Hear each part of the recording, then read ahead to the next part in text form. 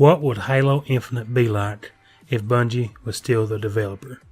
What's up, Crows? Scarecrow here with Abstract Gaming, bringing you a new discussion today, guys. I wanted to know, what would Halo Infinite be like if Bungie was still its developer?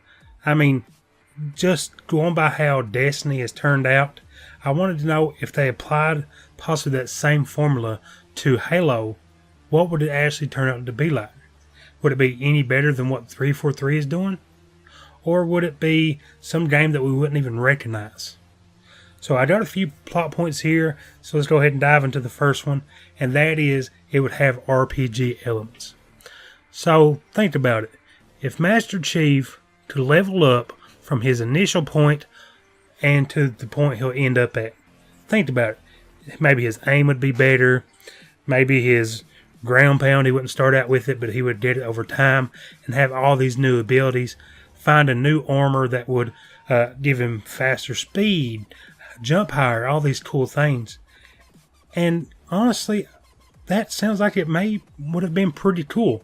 Like, yes, it does still kind of resemble what Halo is currently, but maybe that's what's missing from Halo, is you need to actually go out and earn these abilities and not just start out with them. Actually, you become accustomed to them. Like, okay, this has made the campaign that much better.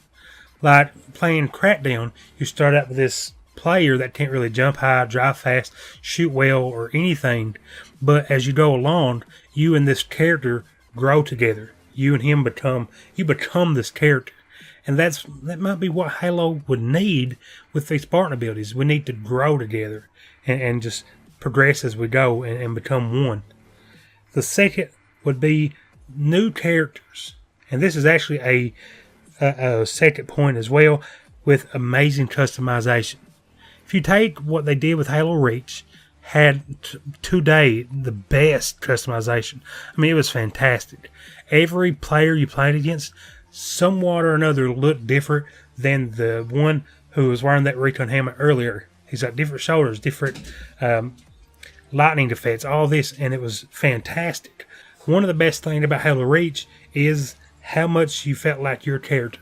That guy looked totally different, and it was just so good. Like, there's so many helmets, so many shoulder pads. You could have one shoulder pad but not the other. You could have one knee pad but not the other. It was just so good. But you could tell from Destiny that they were kind of tired of Chief. I mean, you can also tell this from Halo Reach because they moved away from Chief. They told his story. They was wanting to tell the story of some new character or characters. You had the Noble team. And to me, by far, one of the best campaigns so far. So I could only imagine what Halo Infinite would be like if Bungie was still making it. This huge, expansive, possibly open world game. And speaking of open world, that takes me to my next point, and that is that Halo Infinite would be open world. If you take Destiny, yes, it's not fully open world, but you have these massive environments. Instead of going to areas, you go to planets. So it's broken down into multiple areas that you can go and loot and find chests and fight multiple enemies. And as you go along, you find more enemies and you go to new planets. And could you imagine that? Playing as Chief, I go and I defeat this Halo ring. Now I'm going to Earth. Now I'm going to this other Halo ring. I'm going to go and fight this awesome boss over on this Halo ring and stop the Flood from doing this huge human race wipe that you could only find in Halo, and it would be so fun. Like, I'm absolutely going crazy thinking about how fun that'd be, and I kind of wish we had two developers working on these. One making the main stories, and then maybe Bungie creating these alternate games like Halo ODST and all, and Halo Reach, and it would be fantastic. Like a very story-driven Halo, and maybe have a dedicated multiplayer team. That might be the dream Halo team right there. My fourth point is one that we all would hate, and that is paid DLC. Now, this one does have its drawbacks, but it also has its pros, and that is that the campaign would have more missions added after lunch. But that would also mean that there is a risk of the game we originally get isn't what it should be, like Destiny 2 was. Destiny 2 was a huge flop, and I was very disappointed in it because of the game that came on disc should not have been the full game. They've added so much DLC, and I would like to dive back into it, but I just haven't yet, and the damage may have already been too late. I mean, damage is already done, it may have been too late. But could you imagine you play through Halo 3, and okay, it was so fun, it's a perfect game, because Halo 3 is the perfect game, but then all of a sudden, oh man, there's more missions. Where did Chief leave off? What is Arbiter doing now? It's the options could be limitless. I mean, it'd be fantastic, like, oh, this is what Chief was doing before Halo 4. Floating around in space. This is what Arbiter was doing. Who knows what he was doing? He's on a different planet in Halo 5. So apparently there's a lot of stuff happened. Like, where was he during Halo 4? Where's that story at? Arbiter, since Halo 2, has become a main character for me. And I would love to see, what was he doing? Where was he at? Why wasn't he looking for Chief? He had to have known Chief wasn't dead. Because Spartans never die. But guys, that brings me to my last but not least point. I did touch on it with the first and second steps, but that is that we would still have Spartan abilities. Yes, I know that is a huge debated topic, and you know, I'm on both sides of it.